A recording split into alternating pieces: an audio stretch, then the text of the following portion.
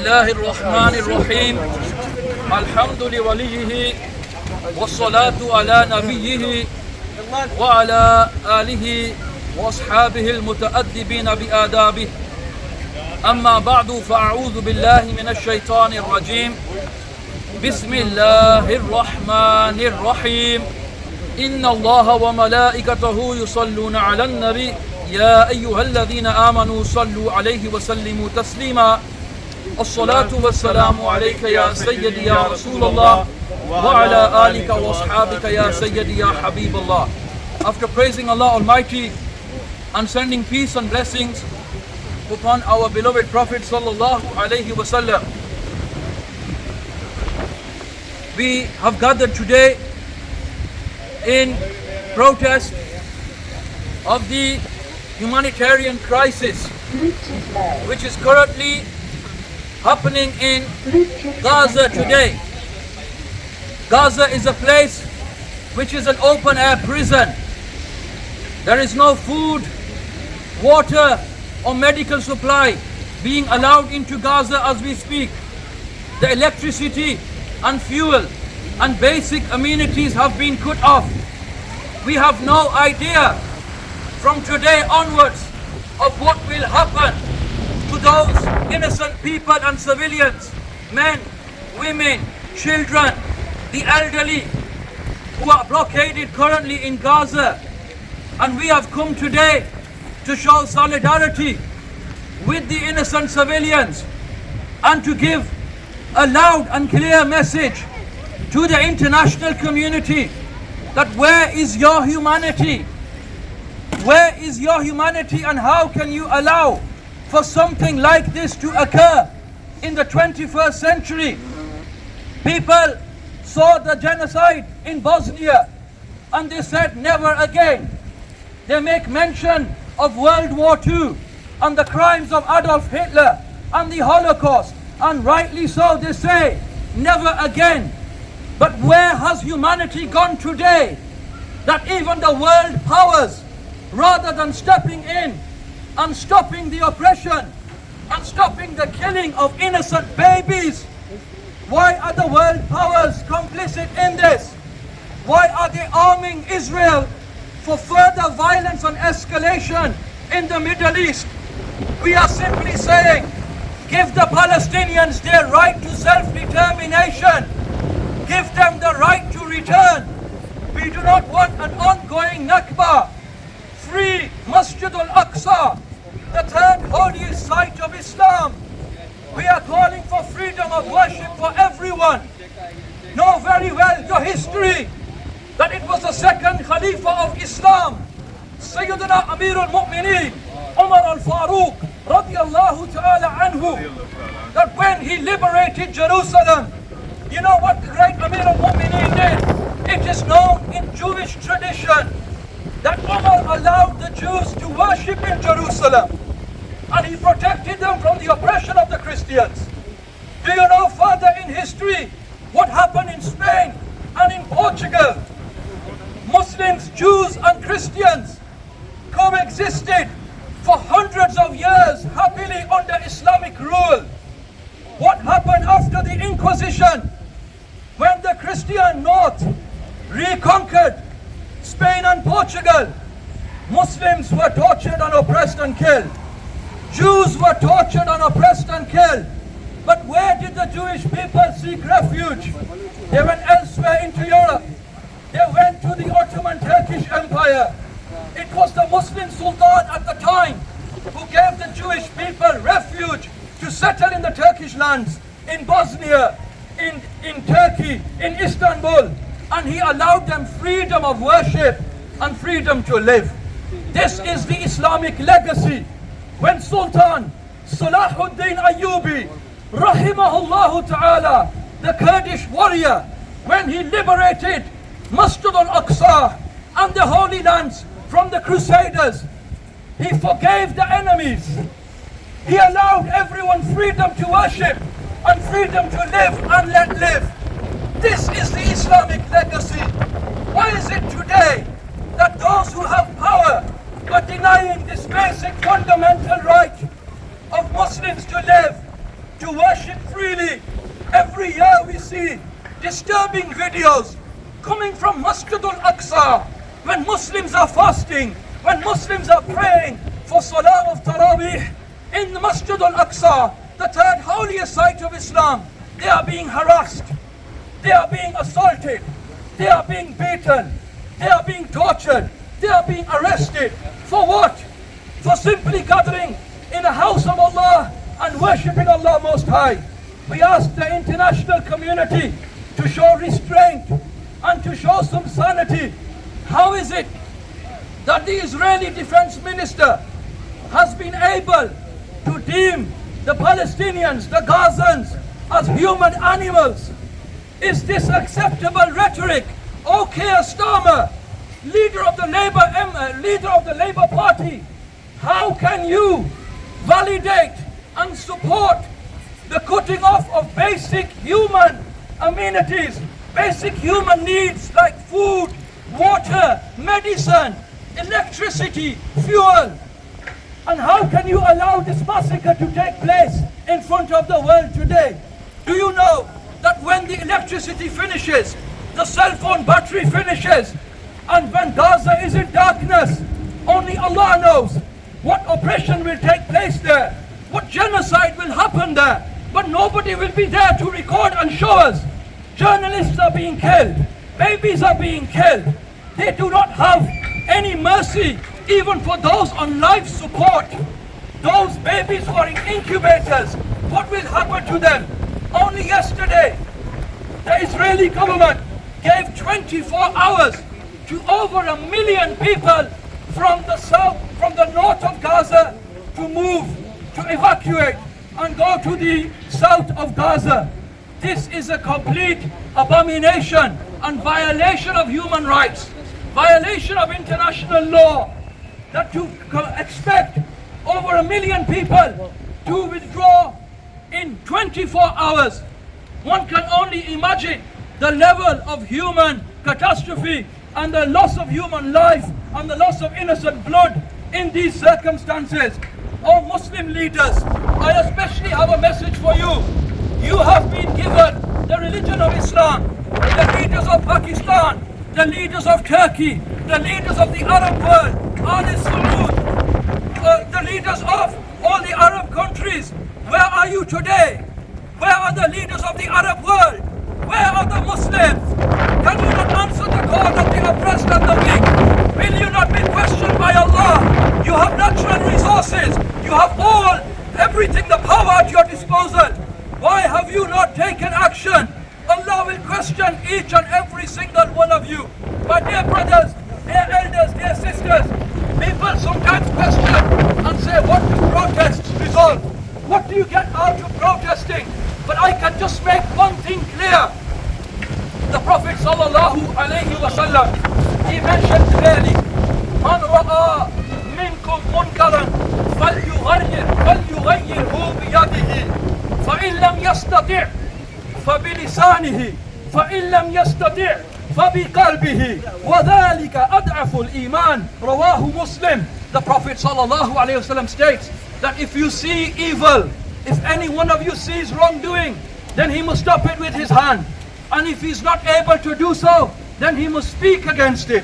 And if he cannot speak against it, then he must detest it in his heart. And that is the lowest level of faith. My dear brothers and dear elders, know that Islam brought justice to the Middle East. Islam, under Islamic rule, Palestine was peaceful.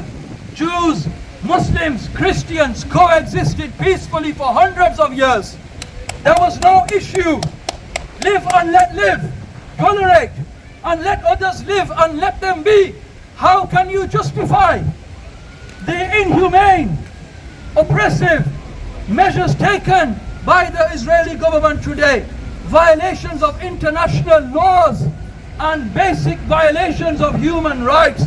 This is absolutely unacceptable. And currently the Palestinian people, they have been dispossessed of the land of their ancestors, the land of their forefathers, and they are now today living in an open air prison. Can you imagine a foreign race coming into Britain and placing all the native people the indigenous population in Cornwall, blockading them, blocking off the food, the water, the electricity, and then saying, this land is ours, it is not yours. You cannot speak, you cannot resist, you have no rights. How would the world react to this? How would the world react if this is done to any nation? It is totally unacceptable. Apartheid did not work in South Africa. Apartheid will not work in the Holy Land.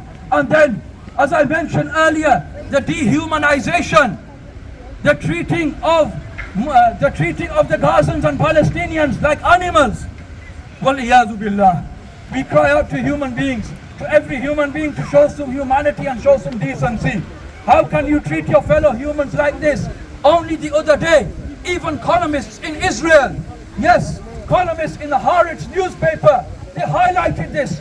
There are voices within Israel who are speaking for the humanity and speaking against the Israeli regime. But the regime is just set out on its bloodthirsty campaign, which will only exacerbate the situation and only worsen matters. This is a continuation of the colonial oppression of the Israeli regime. We saw how Britain did what Britain did in the Americas with the Native Americans, putting them on reserves and stealing their land. What happened?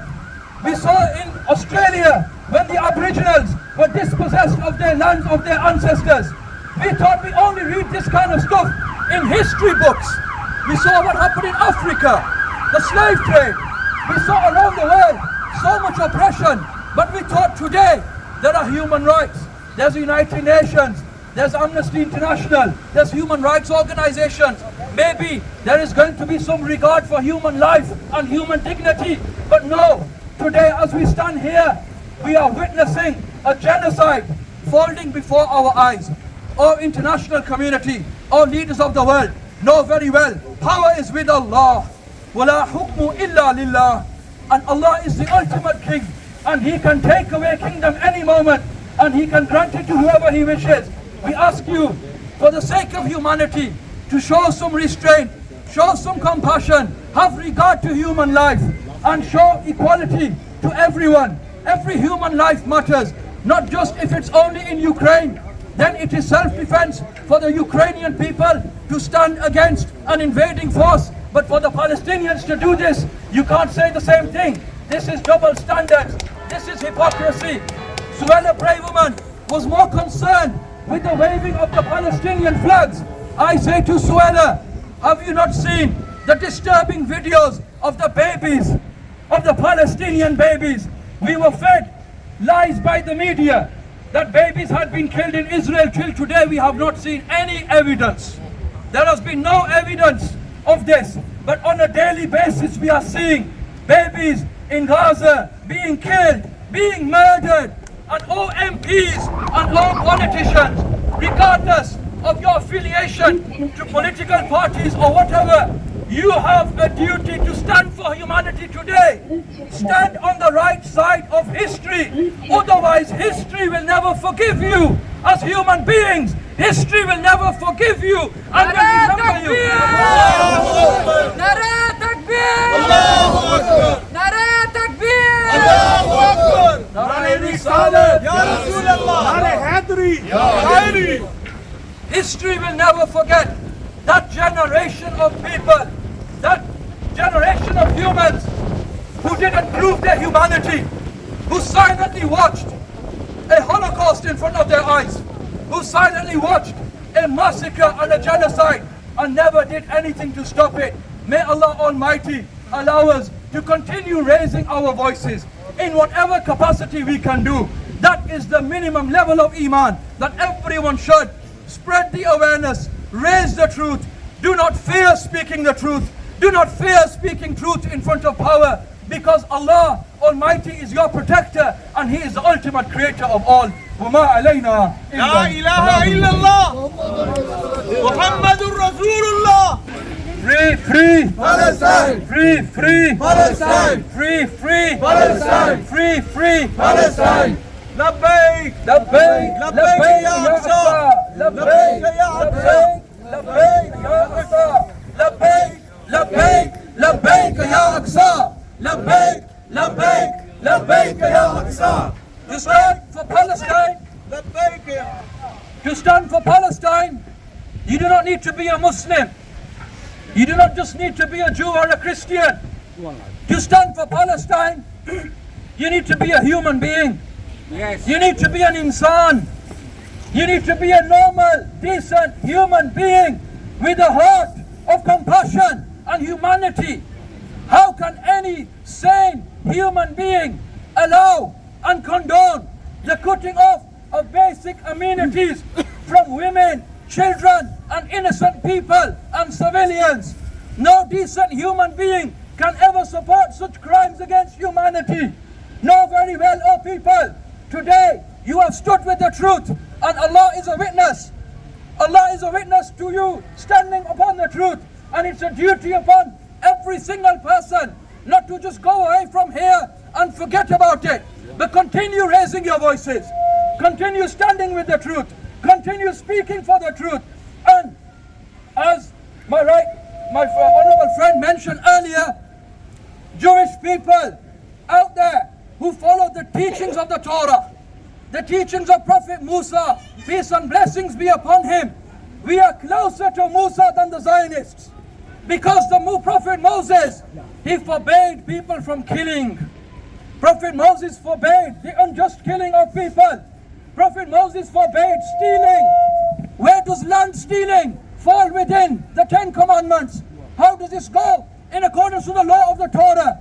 It is against Judaism.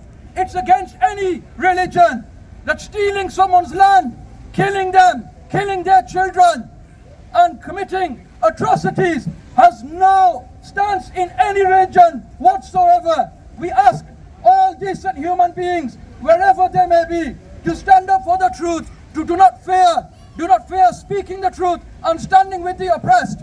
You will be questioned on the day of judgment. Where were you standing? Were you standing with the oppressor, or were you with the oppressed?